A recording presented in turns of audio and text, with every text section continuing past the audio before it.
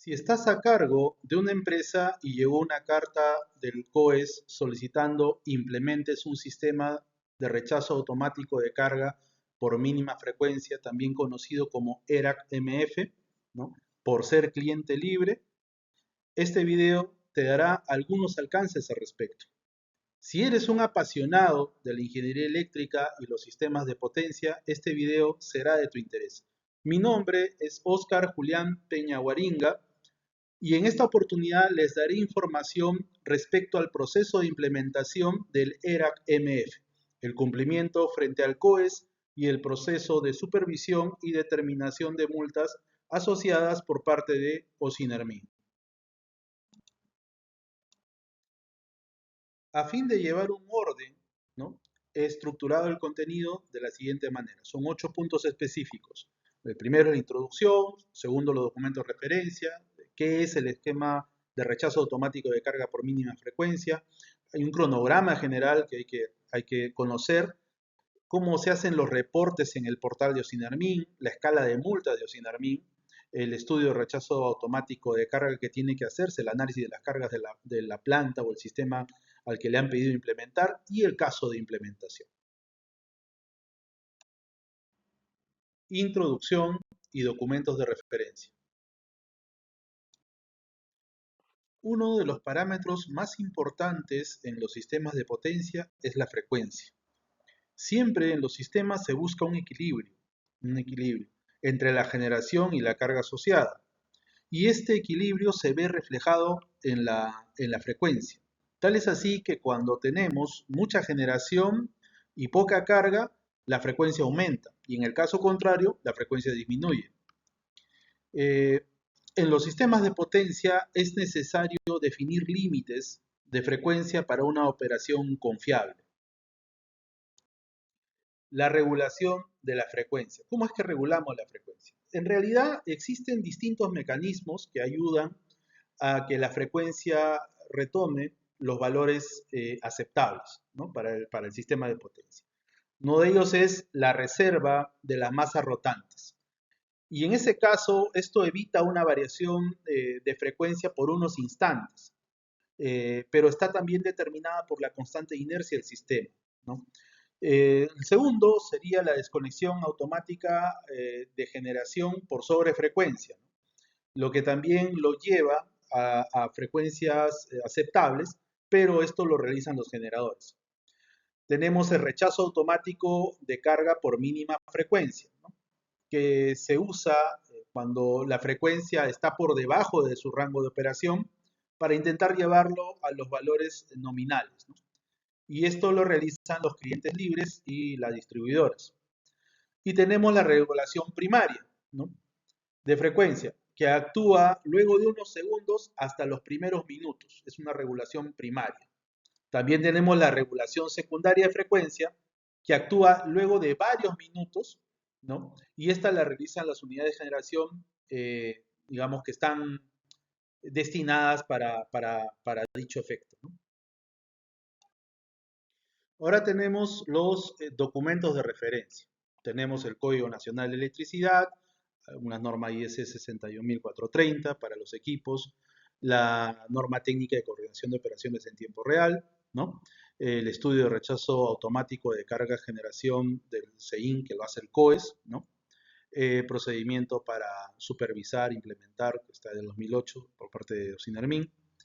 También tenemos, digamos, base técnica asociada a la C37106, es una guía de la IEEE para el tema de la frecuencia. El procedimiento técnico del COE es el PR16, que es el que fundamenta la estructura de los rechazos de carga. Y la escala de multas, procedimiento para supervisar la implementación y actuación de los esquemas de rechazo de carga y generación, cuya última actualización es del 2024, desde el 2024. En el caso del PR16, que es el procedimiento técnico número 16 del COES, ¿no? Este ha sido aprobado por Ocinermin el 28 de mayo del 2017. Este procedimiento habla tanto de rechazo automático como de rechazo manual o por bloques, ¿no? Entonces, quiero centrarme en dos numerales, el 6.25 y el 11.7 del procedimiento. ¿Por qué razón? Porque dentro del medio, en la asesoría técnica y en las implementaciones que he podido en algún momento revisar, sobre todo de unos clientes, muchas de las empresas que se dedican a implementar los sistemas omiten este punto, ¿no? Solamente colocan, digamos, el relé, ¿no? El equipo que tienen que colocar, pero no colocan el mecanismo de sincronización, que es lo que nos pide el 6.25, que para muchos efectos es una sincronización por GPS, ¿no? En la mayoría de los casos. Entonces, o algún mecanismo de sincronización, ¿no? Entonces, el numeral 11.7, que habla de los plazos, o sea, cuáles son, digamos, las tolerancias que tiene en la implementación del PR16, menciona claramente que este, el plazo para implementar lo que se indica, o sea, la sincronización, es de 2 años, contados desde que entra en vigencia el procedimiento. O sea, si contamos eso, el plazo sería para implementar con sincronización el 28 de mayo del 2019. Eso en realidad debería ser aplicado para el ERAC MF del siguiente año, o sea, el del 2020, porque ya está vigente. O sea, todos los ERAC MF implementados a partir del 2020 deberían tener sincronización horaria. Entonces, y esto es algo que es observado por la supervisión, las empresas supervisoras de Ocinermin. Esquema de rechazo automático de carga por mínima frecuencia. El rechazo automático de carga por mínima frecuencia tiene la finalidad de preservar la estabilidad y seguridad del sistema eléctrico. Eh, Principalmente utiliza un relé, este relé para poder detectar si en la red existe un problema de frecuencia. ¿Cómo lo hace el relé? A través de un transformador de tensión. O sea, observa la forma de onda de tensión y con ello define si estamos en una condición de sobre o subfrecuencia, por ejemplo, ¿no? Estamos en una condición de una frecuencia no adecuada para el sistema. Este relé va a tener un conjunto de umbrales seteados y de acuerdo a la frecuencia que vaya obteniendo del registro de tensión, él va a enviar una señal a un actuador para que libere la carga. Por cada, digamos, se va definiendo, ¿no? Etapas, ¿no? Son etapas de rechazo de carga a nivel de que la frecuencia va cayendo más, entonces se definen varias etapas. En el Perú, en el año 2005, o sea, para el ERAC MF 2025, perdón, y 2026 se han definido 6 etapas. Podemos compararlo con otras latitudes, por ejemplo, Brasil, dependiendo de la zona donde esté, ellos utilizan 5 etapas, por ejemplo. Hay otros países que utilizan 8 etapas, otros 4 etapas. Esto va a depender de cómo esté determinado su sistema de potencia, ¿no? La inercia del sistema, el nivel de penetración RER, entre otros, ¿no? Entonces, esto va a depender de varios factores en realidad. Ahora, ¿quiénes deben implementar el sistema, el ERAC-MF? Lo deben implementar todos los clientes libres y empresas de distribución. En el caso de las empresas de distribución, ellos pueden rechazar, digamos, clientes regulados, pero tienen que hacer una rotación año a año y cambiar los alimentadores que están, digamos, destinados a rechazar la carga. Pero siempre se tiene que exceptuar las cargas que son llamadas esenciales, como por ejemplo hospitales, clínicas, ministerios, entre otros, ¿no? Bomberos, por ejemplo, también son considerados como carga esencial, ¿no? Aquí es importante, en este caso de la zona del CEIN, hacer un recuento con algunos datos importantes. Por ejemplo, en el año 2016 teníamos 4 zonas. Las zonas se definen de acuerdo a características del sistema de potencia, es decir, la estabilidad, nivel de generación, gran consumidor, por ejemplo, ¿no? Es muy importante observar estos factores. Una serie de factores definen zonas, ¿no? Zonas. Entonces, en el año 2016, 4. En el año 2017 pasaron a ser 2, ¿no? Zona A, zona B. No el esquema que estamos viendo en la figura, porque hasta ese momento, digamos, nosotros teníamos un solo enlace que interconectaba centro-norte, que era zona A, con el sur, que es zona B, ¿no? En ese momento, para la zona A, se definió 25.5% de rechazo de carga, como la suma de todo el rechazo de todas las etapas, ¿no? 25.5. Y para la zona B se definió el 49.5%, en el sur del Perú, 49.5%. Esto, digamos, 2017-2018 más o menos se mantuvo y el 2019 la zona B cambió a 37.5.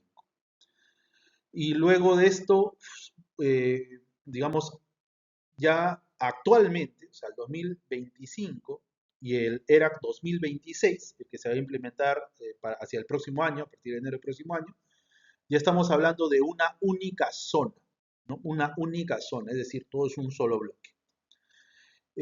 ¿A qué obedece esto en realidad? Nosotros antes teníamos una sola línea de interconexión, que era Mantaro-Cotaruces-Socabaya, que era la primera línea del Perú doble terna, ¿no? Implementación doble terna. Teníamos solamente una interconexión entre Cerro Norte y Sur, ¿no? Eso, evidentemente, digamos, el sistema no era tan estable. Actualmente tenemos 3 interconexiones, ¿no? Como se puede ver en el esquema. Tenemos, digamos, conservamos pues la conexión, digamos, de doble terna, pero hemos sumado Poroma Yarabamba y Poroma Ocoña, o algunos también mencionan Poroma San José, ¿no? Entonces, ya tenemos 3 enlaces. Esto evidentemente hace que el sistema sea más robusto, le da robustez al sistema de potencia, al punto de que para el 2025, el ERAC del 2025, el ERAC del 2025 y el 2026, solamente se está considerando al país como un solo bloque. Ahora vamos a hablar del ERAG 2026, que es el estudio que realiza el COES, ¿no? Presentó su informe preliminar el 29 de agosto y el informe final el 30 de septiembre, es decir, hace unos días. Y este informe preliminar es revisado por, digamos, todos los agentes del sistema, ¿no? Y es así que a este informe preliminar se le hacen observaciones y recomendaciones, ¿no? De las cuales plasmaron en el informe final 4 observaciones de Sauder, una observación de hidrandina, una observación de origen y 7 observaciones, bueno, en realidad recomendaciones, que me pareció muy interesante cómo lo planteó StatCraft, ¿no? StatCraft pone la observación, pone la recomendación y pone un sustento, ¿no? Y es la forma en que lo estructura me pareció interesante y creo que es una buena práctica de cara al futuro, ¿no? Bien, este informe del ERAG 2026 tiene 3 grandes bloques, digamos, ¿no? De análisis, ¿no? El ERAG MF, que es el esquema de rechazo automático de carga por mínima frecuencia. Luego tenemos el EDAG GSF, que es el esquema de desconexión automática de generación por sobrefrecuencia. Y tenemos el ERAG MT, ¿no? Que es el estudio de rechazo automático de carga por mínima tensión. En el caso del segundo, el EDA GSF, los umbrales siguen siendo los mismos que el año anterior, que el año 2025, eso no ha cambiado. Y respecto al ERAG MT, en este caso no se ha definido un esquema de rechazo de carga por mínima tensión, ¿no? Para este estudio yo deseo rescatar 2 aspectos fundamentales en comparación de todos los estudios anteriores que presentó el COES. Hay 2 aspectos que deseo rescatar en esta presentación. Primero, el tema de la reducción de la generación solar por efecto de nubes, que está fundamentado en un evento, ¿no? Y acá presentan ellos el diagrama digamos, de diagrama de carga de Rubí, ¿no? De la central solar fotovoltaica Rubí del 16 de enero del 2025, donde el efecto de las nubes hizo que más o menos se dé un evento de caída de generación, ¿no? En este caso red no convencional, aproximadamente 2 minutos promedio, ¿no?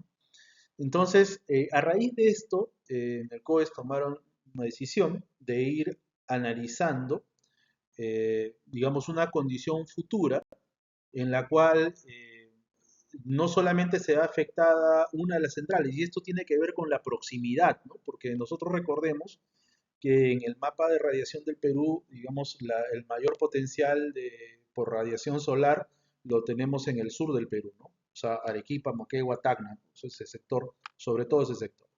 Entonces, tenemos ahí un conjunto de centrales solares próximas a conectarse a la barra de San José, 220 kV, ¿no? Entonces, que en total, ¿no? En San Martín Solar, SUNY, SUNY Expansión, IYA etapa 1, es más, incluso, bueno, si queremos ir agregando otras que están planificadas, tenemos, por ejemplo, Intipampa Expansión, 51.7 megas, si mal no recuerdo, y más o menos estamos hablando de una potencia instalada de 682. O sea, a mí me parece interesante que se analice esta condición, que evidentemente hacerlo sobre todo el bloque es una condición extrema justificable en realidad. En el informe se habla de la parte de generación solar o efecto de las nubes, un problema de penetración RER, tanto en el punto 7.3 como, ¿no? ¿no? como en el acápite 8, ¿no? El punto 8 del informe, ¿no? Ante esto, en el informe preliminar, digamos, las empresas, en este caso Sauder, ¿no? Eh, presentó algunas observaciones, ¿no? respecto a la pérdida de generación, o sea, la simulación que hizo el COES, ¿no? Del 26 de enero, ¿no? Del paso de las nubes ¿no? Que no origina una pérdida total. Una de las observaciones es que no es total y que aproximadamente el área, digamos, son más de 100 hectáreas simultáneamente no podrían ser, ¿no? Hace mención a unas hectáreas. A lo cual el COE respondió, pues, yo creo que adecuadamente, ¿no? Estamos hablando de una condición, digamos, una condición un tanto extrema para poder cuidar la operación del CI y ver que el sistema actúe correctamente, ¿no? Eh, otra de las soluciones de Sauder respecto a este mismo tema fue que hay que reevaluar, ¿no? la participación de la generación solar en el estudio como tal, ¿no? Y, y, este, y en realidad, pues, yo considero que sí debe estar, ¿no? O sea, yo considero que la respuesta del COES ha sido adecuada, ¿no? También otra de las observaciones de Sauder estaba relacionada a una falla, que es la siguiente lámina, que es la falla del 26 de enero, ¿no? Donde una desconexión simultánea de, digamos, centrales de gran importancia, ¿no? O sea, más o menos 1.4, no, 1447 megas es lo que se menciona en el informe. Eh, entonces, esto es, digamos, esto originó una caída fuerte de tensión para Sauder que incluso tuvo que rechazar aproximadamente 60 megas, ¿no? Aproximadamente 60 megas. Y, y esta caída de tensión llegó a un 17%, pero en realidad el informe del COES está orientado a la frecuencia, ¿no? Entonces, para todo lo demás, cuando ingresan estas centrales, pues se hacen estudios de preoperatividad, estudio de operatividad, para ver cuál puede ser su efecto dentro del CEIN. Así que, y en esto se evalúa evidentemente los perfiles de tensión. Ahora, sí es cierto, como bien lo mencionó StatCraft, por ejemplo, ¿no? Eh, o sea, esta generación solar, digamos, ¿no? Eh, muchos de estos proyectos digamos, eh, digamos, están con demora, ¿no? Están con demora. Entonces, el colocarlos dentro del informe podría ser una situación que en realidad no se presente, ¿no? Pero el COES tiene que trabajar siempre sobre la base, pues, de que la planificación se debe cumplir, ¿no? Ahí podríamos discrepar, colegas, amigos, en esto, ¿no? pero dentro de mi punto de vista las respuestas que dio el COE son acertadas. Ha tomado algunas recomendaciones de StatCraft, ¿no? Sobre todo por la parte de los indicadores, ¿no? Que era necesario colocar algunos indicadores. A ver, Hidrandina también ah, hablaba de la lógica de la etapa 6. O sea, ¿por qué es importante la lógica de la etapa 6? Porque bajo ciertas condiciones podría actuar la etapa 6 si no tuviera una condicional, o sea, respecto a que actúe primero la etapa 1, la etapa 2, la etapa 3, la etapa 4, la etapa 5, la 6 podría actuar antes de que las demás. Entonces, el COES lo que ha hecho es, miren, por lo menos la etapa 1 debe activarse.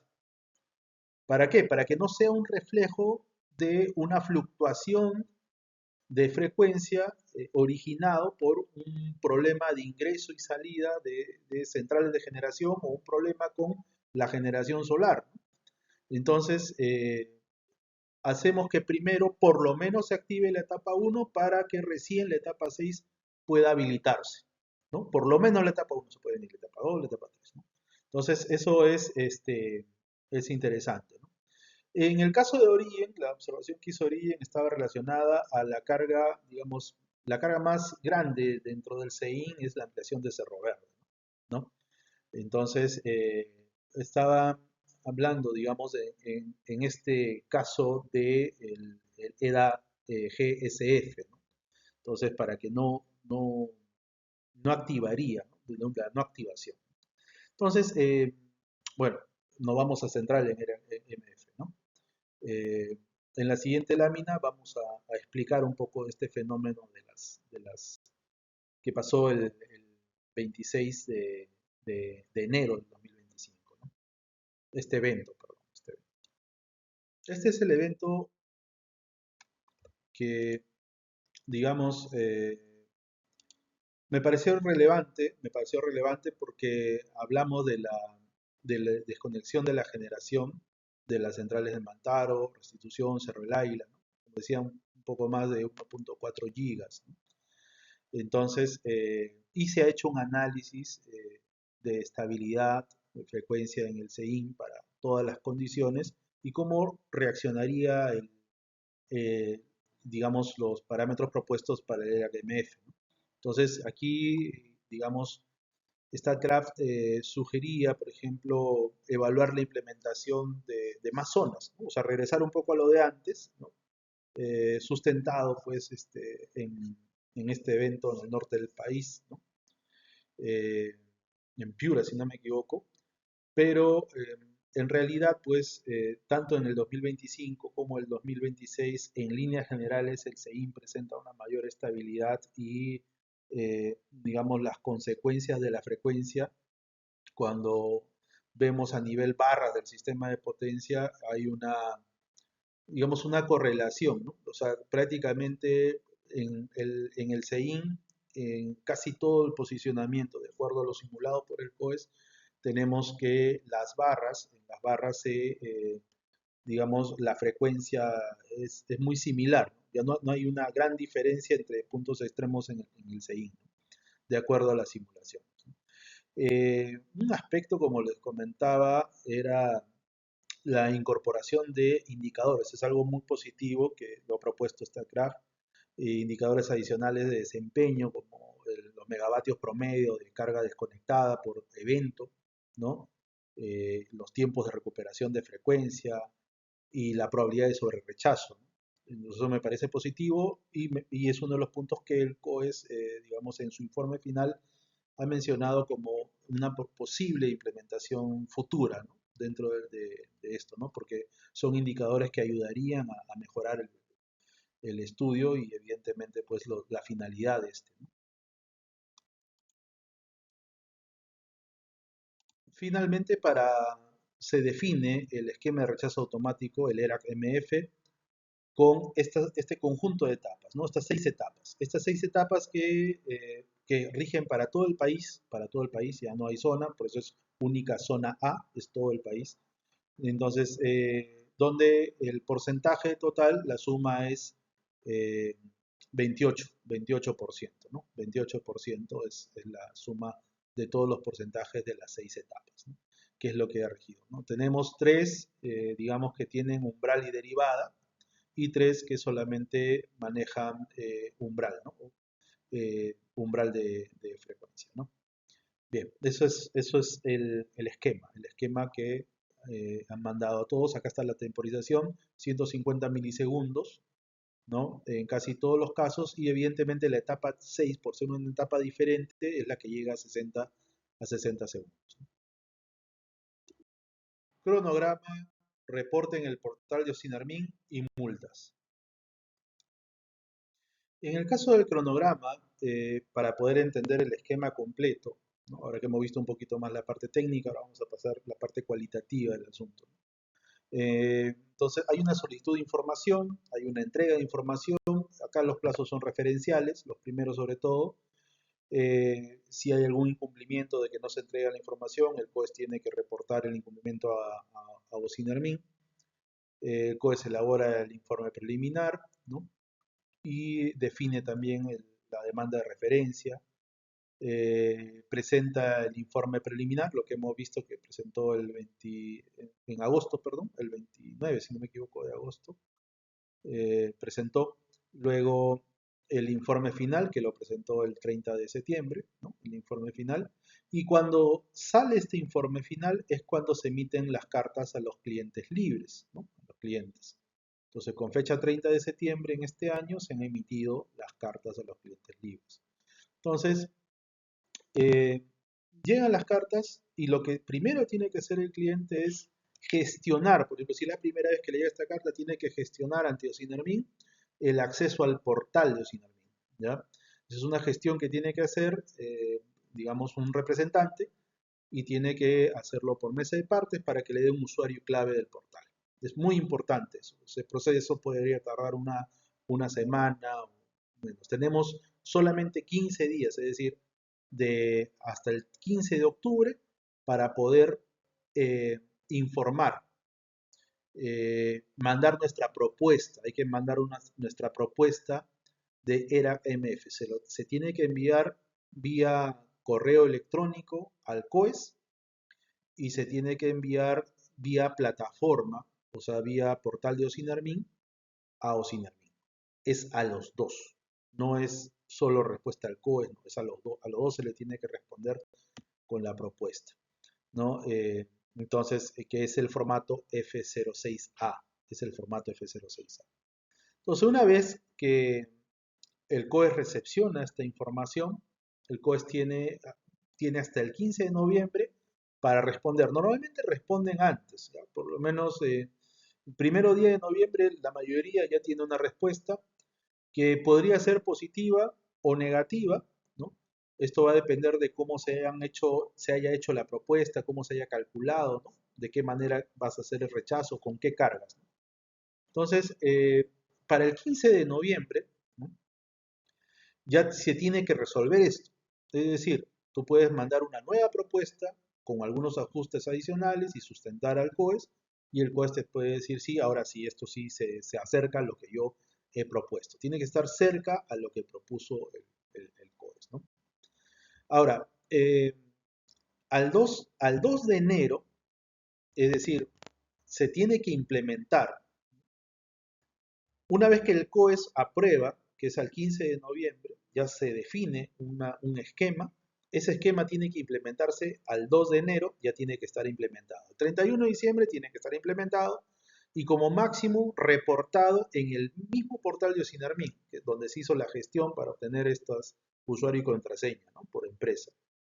Ahí se reporta un formato que es el F06C, ¿no? ¿Qué contiene este formato? Contiene los códigos de relés, contiene el alimentador, el nombre del circuito, toda la data de lo que has implementado lo tienes que colocar ahí. Por eso es muy importante que se adquieran los equipos, que se ejecute todo esto en un plazo corto, como le digo, ya son más o menos 45 días máximo para ejecutarlo, en las subestaciones o los equipos que se haya decidido colocar el sistema de rechazo de carga, ¿no? Porque Todos esos datos de lo implementado va en el formato F06C y tiene que ser subido, digamos, en el portal de Osinami, ¿no? En el caso de la actuación, o sea, reportar la actuación en el portal de Osinami, nosotros requerimos dos datos para hacer eso. Primero, tenemos que tener la oscilografía de relé, en caso haya sido un rechazo de carga efectivo, y además la potencia que rechazó. Entonces son dos datos. Es decir, necesito alguien que mida y necesito la oscilografía de relé. Si el mismo relé puede hacer todo, perfecto. Evidentemente es un equipo mucho más caro que en el mercado, ¿no? Pero si no, voy a tener que tomar la oscilografía de relé y la información de algún medidor del sistema, ¿no? Pero se reportan ambos, ¿no?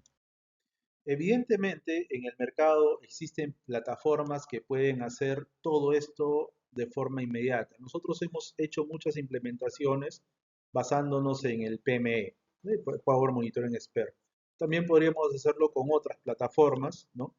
Que lo que hace es integrar la información, ¿no? Jalar la oscilografía de relé y jalar, digamos, tomar la información de los medidores y subirlo directamente al portal de Osinarmin, ¿no? Hacerlo de forma automática. Claro que para eso necesitamos una estructura que nos permita trabajar de esta manera, ¿no? Si no, va a tener que hacerse la toma de información en sitio, descargar la oscilografía, buscar el medidor, ¿no? O sea, tendríamos que acercarnos a la planta para hacer las acciones de toma de datos, ¿no? Y para eso, como les comentaba, tenemos solo 60 horas. Si me excedo en tiempo, ya no voy a poder reportarlo y voy a hacer, y es una causal de multa también, ¿no? Eso lo vamos a ver un poquito en la escala de multas. Cuando se accede al portal de Osinarmin, podemos ver un listado de los eventos, ¿no? Y muchos de ellos tienen asociado su informe. El informe siempre se coloca después del evento, ¿no? Tiene asociado un informe. Entonces, de esa manera, nosotros podemos visualizar la totalidad de eventos que hay en el año. Ahora, si observamos el reporte de actuación en el tiempo, ¿no? Digamos, de la cantidad de eventos, el número de eventos de la AMF de información histórica, del año 2009 al 2025, podemos ver esa variabilidad, ¿no? Se entiende que 2020, 21, 22, el CEIN se hizo más fuerte, ¿no? Evidentemente, ya son tres enlaces, digamos, centro, norte y sur, ya no era uno solo, ahora son tres, pero hemos visto que ha empezado nuevamente a crecer un poco, ¿no? Esto también tiene que ver, digamos, con algunos cambios dentro del SEIN, un nivel de penetración RER, ¿no? Eso lo podemos hablar probablemente en otro momento también, pero donde hay que tener ciertas consideraciones, ¿no? Entonces, vamos a ver cómo cerramos en lo que va del 2025, tenemos 15 eventos dentro del portal, ¿no? Ahora vamos a hablar de las multas, que desde el año 2024 esto se ha clarificado más, ¿no? Con un conjunto de fórmulas asociadas. Para ello debemos observar este cronograma porque varios de estos puntos son causal de multa. Es decir, por ejemplo, el 30 de septiembre te llega la carta. Si no reportas el formato F06A, hay multa, ¿no? Si al 2 de enero no has reportado el F06C, que significa que no has implementado el sistema, también hay multa. Y luego, cada vez que el sistema actuó y tú no has reportado, ya sea porque dejaste esa gestión de lado y solamente implementaste o porque simplemente no implementaste nada del sistema, entonces vas acumulando una multa. Normalmente las supervisiones de Sinarmin, dependiendo del caso, no, bajo mi experiencia, le digo, ¿no? Salvo algún colega que tenía otra experiencia, siempre se dan, digamos, en lapsos de 2 a 3 años de haber solicitado la implementación. El problema es que se observa todo, entonces hay una acumulación de la multa y por eso es preferible implementar en cuanto te solicitan que implementes, ¿no? Para evitar un conjunto de multas y ahora vamos a hablar de montos también. el, el 26 de marzo del 2024 es cuando se da esta resolución, ¿no? Esta resolución donde se aprueban la escala de multas para el tema de rechazo de carga, ¿no? ¿No? Rechazo de carga. Entonces, tenemos multas asociadas hacia el COES, ¿no? Porque aquí son dos partes, por elaboración del informe preliminar, no hacerlo a tiempo, entre otros. Y tenemos multas asociadas a los integrantes, ¿no? Por ejemplo, por no remitir información requerida dentro del plazo, ¿no? Hablamos de formato F06A, formato F06C, hablamos de cuando nos solicitan información de nuestra potencia que consumimos, entre otros, ¿no? Cuando o se presente de manera incompleta e inexacta, por no implementar o hacer una implementación parcial del esquema respecto a los aportes o, digamos a la propuesta del COES, ¿no? En el estudio del ERAG, ¿no? Eh, Cuando esta implementación que has realizado no cumple con rechazar la carga comprometida, ¿no? O sea, no cumples con rechazar, o sea, tienes el sistema implementado, pero no cumples porque por diferentes motivos tienes una baja carga, has declarado mal de repente erróneamente, la consultoría no lo hizo adecuadamente, ¿no? Eh, y uno de los aspectos que es más grave es cuando impides o no permites que ingrese a verificar a tus instalaciones. Es decir, si no tienes el sistema implementado y además no dejas que el supervisor de Osinermin o de la empresa digamos que representa a Osinermin entre a la planta, eso es una condición grave, ¿no? Por no permitir la verificación de la implementación. Ujú. En esta parte solamente he agregado en estas diapositivas lo que está relacionado con el cliente libre, ¿ya? Porque hay para todos, ¿no? El cliente libre. Por ejemplo, ¿no? Tipificación, cuando las empresas no emitan la información, es decir, te piden información y tú no remites la información al COES, ¿no? O la remites incompleta o inexacta.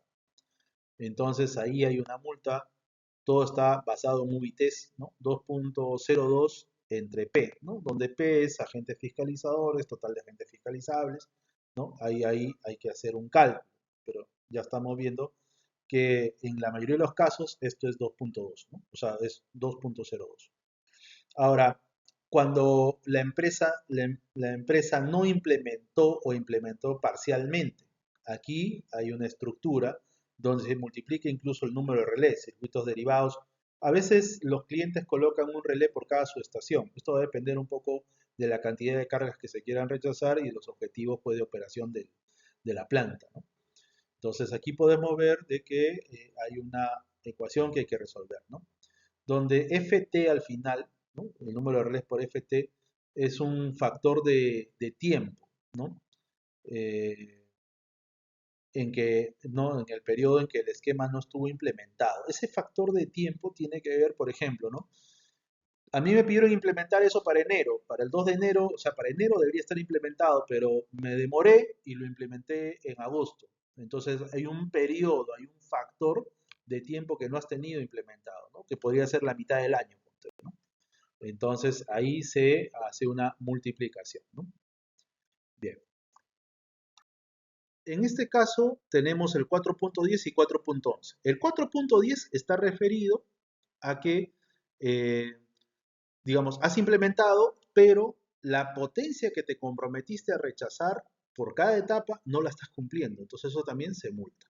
Y hay una formulación matemática asociada.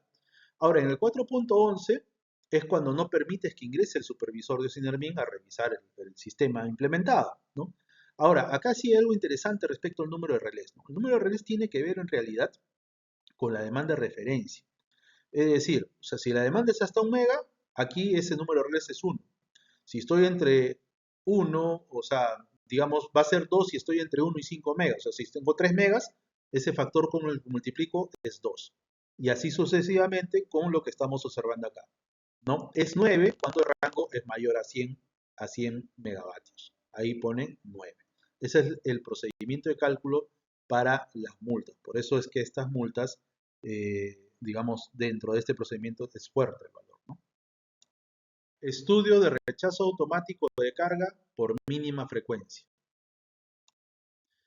En el estudio de rechazo automática de carga por mínima frecuencia que nosotros hacemos hacia los clientes, lo que hacemos es asegurarnos de que el interruptor que está decidiendo tenga la potencia en la etapa que pide el COES, o la suma de los interruptores sume la potencia de lo que pide el COES.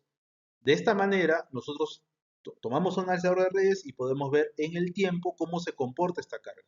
Si el cliente tiene un sistema de medición, descargamos la información del sistema de medición y garantizamos de que tenga esa potencia. De eso se trata el estudio, ¿no? Ayudamos a definir los circuitos que van a ser considerados, dependiendo de qué, criticidad para la empresa, ¿no? Nivel de potencia y disponibilidad. Y con esto podemos presentar el esquema F06A, ¿no? Que considera las cargas que estamos proponiendo al COES. Una vez que eso se aprueba, vamos al F06C, donde ya se coloca el código de relé, más detalles, muchos más detalles que el F06A. Sobre los diagramas de carga, lo que se hace es un análisis estadístico en realidad, ¿no? Mientras más data tengamos, es mucho mejor, ¿no? Pero se hace un análisis estadístico para ver el cumplimiento. Los entregables de este estudio son evidentemente la ingeniería básica para que uno pueda implementar el, el sistema. También, digamos, los umbrales que van a llevar los relés, ¿no? Además de toda la gestión con el COES y Ocinermin hasta la aprobación del formato F06C, ¿no?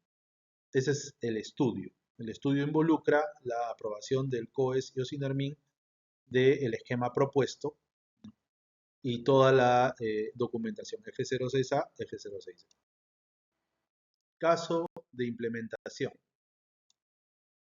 Aquí vamos a ver un caso de implementación donde tenemos los circuitos, hacemos la medición de parámetros eléctricos, sobre todo la potencia, ¿no? Básicamente el diagrama de carga, ¿no? Desarrollamos la propuesta de ERAC-MF, ¿no? Indicando las etapas y todo. En la inspección en campo podemos identificar dónde vamos a colocar el tablero, si los interruptores tienen bobina de disparo, si tienen mecanismo para llevar, digamos, un mando a distancia y poder hacer una actuación automática, ¿no? Conectado directamente con el relé y con el medidor para poder nosotros tener la información, ¿no? Porque recuerde que nosotros reportamos la oscilografía del relé y la potencia que se rechazó. Aquí podemos ver parte del montaje, del trabajo desarrollado.